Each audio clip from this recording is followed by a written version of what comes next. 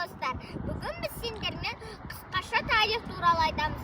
Алдымызда Түркістан, оң жағымызда Шұбар ауылы, арт жағымызда Шымкент қаласы бар.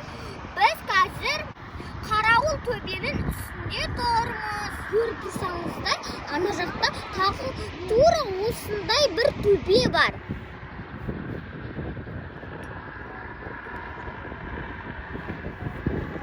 Бұл төбелерде бұрын жау шапқан кезде от жағу арқылы белгі беретін. Бұрынғы заманда осындай машина болмаған, телефон болмаған, рация болмаған, радио болмаған, телевизор болмаған.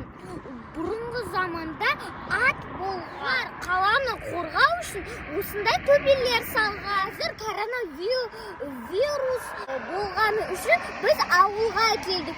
Ауылда интернет ұстамайды, сет ұстамайды, звондай алмаймыз. Сол үшін біз осындай тарихи сабақтар өтіп жүрміз.